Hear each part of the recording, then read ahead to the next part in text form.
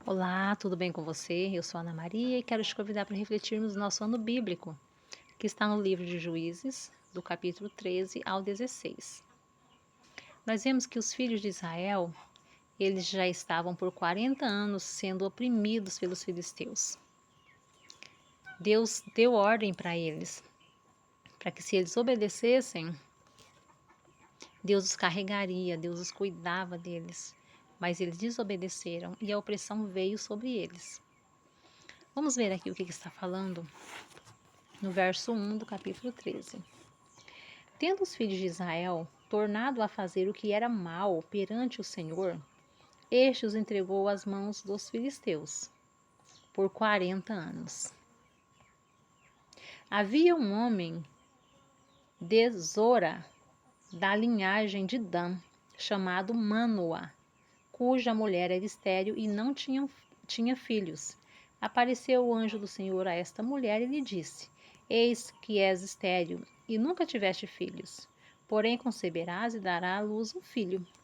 Aí ele deu as ordens, que não era para se alimentar de tal maneira. E aí essa mulher falou pro esposo dela. E aqui ela já, no verso 7, ela diz assim, aliás, no verso 6.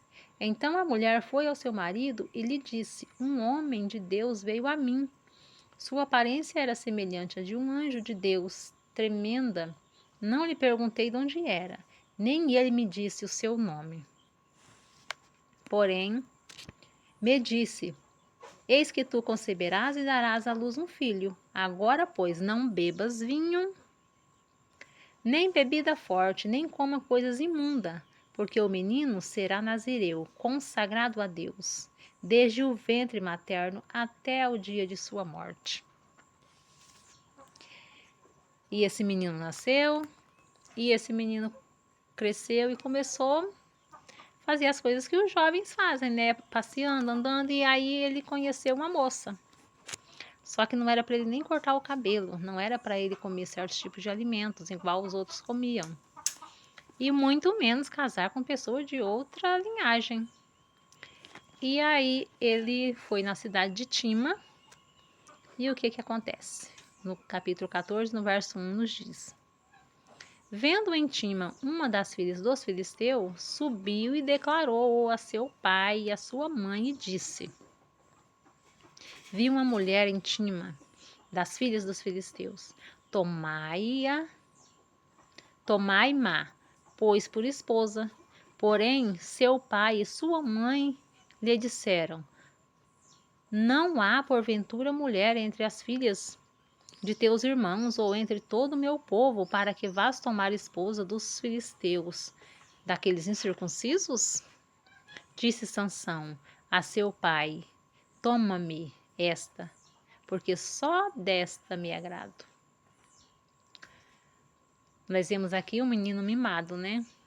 Eu quero é isto e é isto que eu vou me agradar. Então vocês vão e pegam ela por esposa. E aconteceu que aí chegou a primeira desobediência que a Bíblia nos relata, né?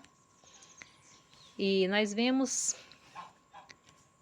que a vontade dele prevaleceu. E nós vemos aqui no livro do Espírito de Profecia que nos diz assim: Deus ali ele deu ordens sobre o que a mãe era para comer, sobre o que o menino também, como era para ele viver. E aqui no livro O Espírito de Profecia nos relata: os pais, assim como as mães, né, o pai e mãe, partilham dessa responsabilidade. Se os pais são intemperantes, muitas vezes os filhos têm falta de força física e de capacidade mental e moral. Senhor, como é delicado, né? Falta capacidade física e até moral. Os filhos são intemperantes. Muitas vezes não, nós somos criados numa sociedade que fala: se a mulher está grávida, o que ela tiver vontade de comer, ela tem que comer. Mas a Bíblia não fala assim. Não é o que eu tenho vontade, é o que eu posso, é o que eu devo. Ali eu tenho que pensar primeiro no meu filho. Porque se eu comer uma coisa que vai me fazer mal, se a mulher está grávida, aquilo passa diretamente para a criança e afeta a mentalidade. A criança ali está em desenvolvimento. E ao nascer, ela nasce com aquelas consequências. Então, nós vemos aqui na história de Sansão, que é muito grande, que nós temos que ser perseverante no que aprendemos. Quando a gente não sabe de algo, somos ignorantes, a gente não sabe, a gente não fez por consequência disso. Mas quando eu sei e faço, que aquilo me faz mal, que eu não posso, então eu já não estou sendo só ignorante, né? Estou sendo irresponsável. Estou fazendo um pecado de mãos erguidas, um pecado de rebelião. Nós vemos aqui que Sansão, ele foi preso, foi maltratado, eles riram dele, eles colocavam ele como se fosse um palhaço no circo, para eles ficarem se alegrando com aquele príncipe de Deus, com aquele homem que foi escolhido para ser um príncipe de Deus, um juiz. Ele ia falar assim, não, isso é certo, isso é errado. Ele era o que ia julgar o povo, ia libertar aquele povo. Mas as consequências de uma vida errada caiu sobre a vida dele. E ele, no final da vida dele, ele clamou ao Senhor. E Deus honrou ele com a força que ele tinha. Com a força que no tempo da sua escravidão, após a sua rebelião ali, que ele falou para a mulher, né, o seu segredo, e eles conseguiram dominar. Ele ficou tantos anos sendo maltratado. E ali Sansão clamou ao Senhor e disse: Senhor Deus, peço-te que me lembres, que te lembres de mim e dá-me força, só desta vez. Ó Deus, para que me vingue dos filisteus, ao menos por um dos meus olhos. Nós vemos que ele estava cego. Que tristeza. Abraçou-se, pois, Sansão com as duas colunas no meio em que se sustinha a casa e fez força sobre elas.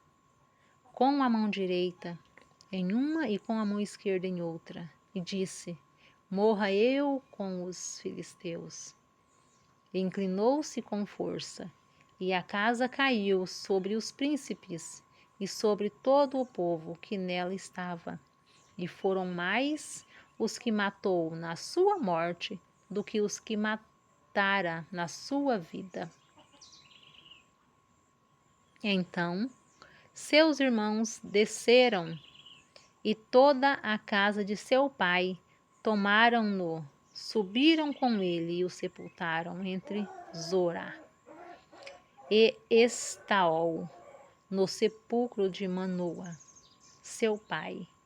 Julgou ele a Israel 20 anos.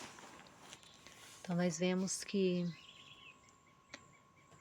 Sansão, ele orou ali, ele pediu para Deus e Deus concedeu a força para ele novamente. Que nós possamos pegar de exemplo essa história e possamos obedecer. Porque a gente vê que essas coisas trágicas, essas coisas que acontecem é por falta de obediência. Então que nós possamos honrar o nome do nosso grandioso Deus, em nome de Jesus. Amém.